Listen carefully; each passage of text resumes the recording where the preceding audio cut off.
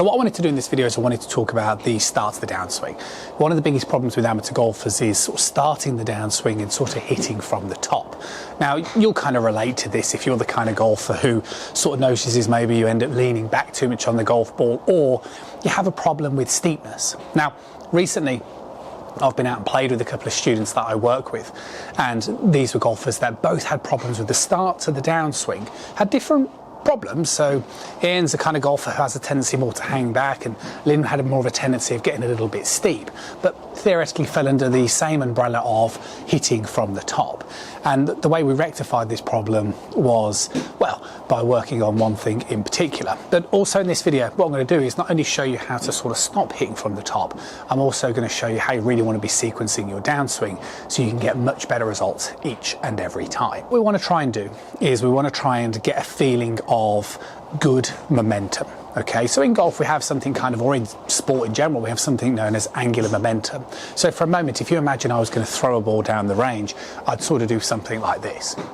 Or if you imagine I was going sort of bowling, like 10-pin bowling, I would do something like this. And what I'm trying to paint here is a bit of a picture. Is if you watch my foot, it's like that step. So it's almost like I'm stepping and reaching the sort of top of my backswing position if I was throwing at the same sort of time. And it's the same with bowling. Both of these are happening pretty close in synchronization. Now, if you imagine I was going to throw a ball, and what I did this time is I sort of, instead of stepping as I was drawing it back, I just sort of drew it back and then stepped and threw at the same time. Or if I went bowling, and again, instead of stepping and doing it this way, I sort of drew it back and stepped.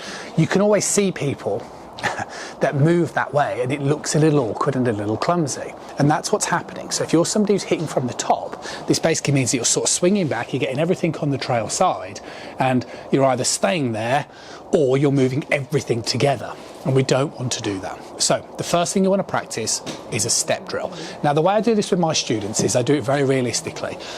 Some golfers, you'll struggle with this, and this is something that you want to practice and get good at. Now, at home, this is where you practice it first. Get yourself set up to a golf ball, put your left foot by your right foot or your lead foot by your trail foot, and then put your hands together as if you were holding a club.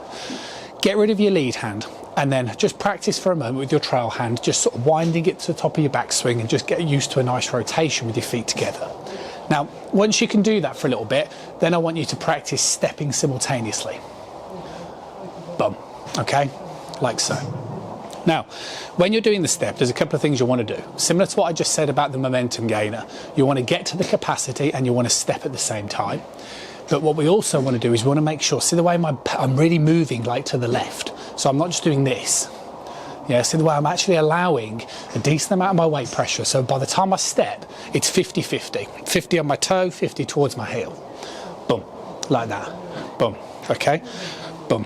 Now, the other thing that's really important when you do this step drill is, can you see the way that my lower body is slightly ahead of my upper body? Meaning I'm not sort of doing it like this. Okay, this would be too vertical. We don't want this, we want to do it this way. So see the way my lower body is ahead of my upper body. And the good way of doing this as well is maybe just concentrate on the back of the ball, or if you're doing it at home and you've placed an object down, just concentrate on the back of it.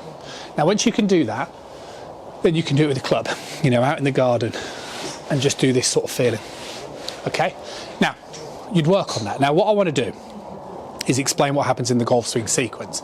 So one of the things we're looking for, and where a lot of my inspiration comes from, is Hogan. Okay, and one of the things that I loved about Hogan, and most golfers always admired about Hogan, was his sort of pivoting action.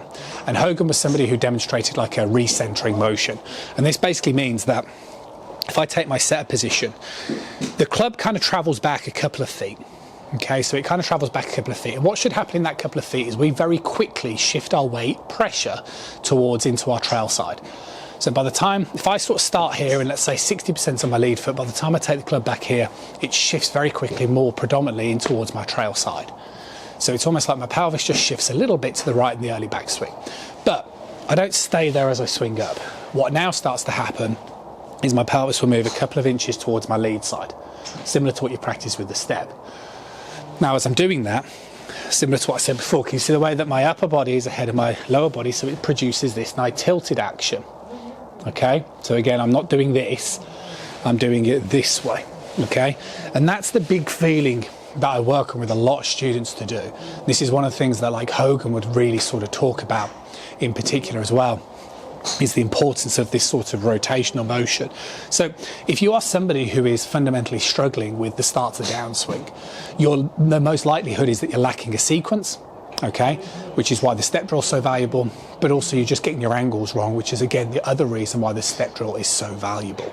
So you want to practice this type of action, okay, and then you want to transfer it into a club to practice this, and then eventually you should be able to sort of get a feeling for hitting some shots where you sort of just take it back a little bit and then boom, up towards the top, like so.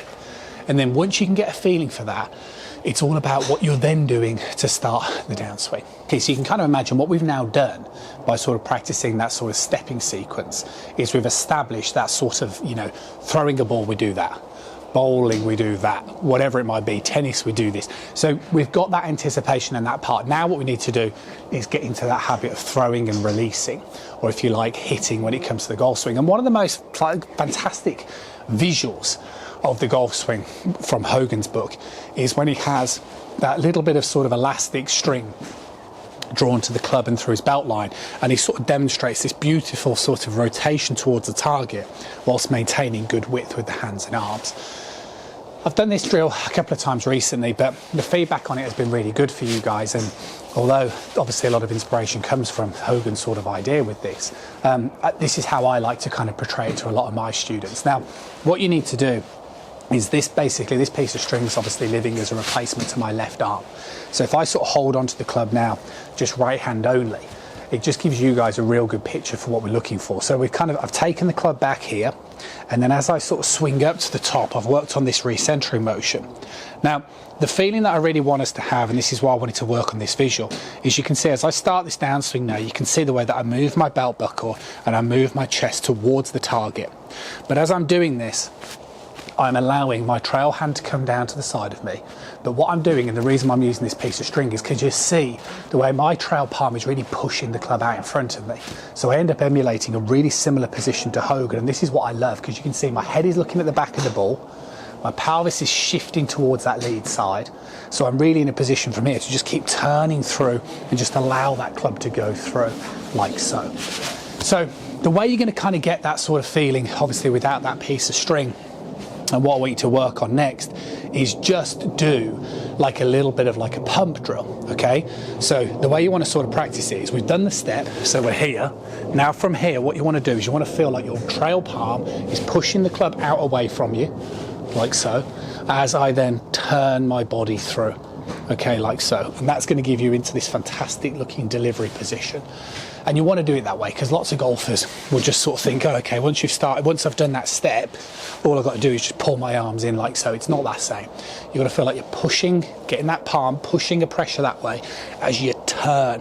So it's the rotation which brings the club around as you're pushing it through, which is going to give you that sort of real feeling once you get used to it of just a solid hit. And it's the same. You imagine you're going to throw the ball. You've done that, and then you're really going to push your arm through towards it.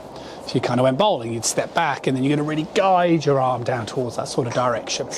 So from this side-on perspective, you would have done the step, and then from there we're just going to turn as I'm pushing that club out away from me, and as I keep rotating through, that's going to bring that golf club around. It'll feel different. You need an element of bravery, and what I'm really trying to do, hopefully in this video, which hopefully you'll appreciate, is just talk about the sequencing of what needs to happen.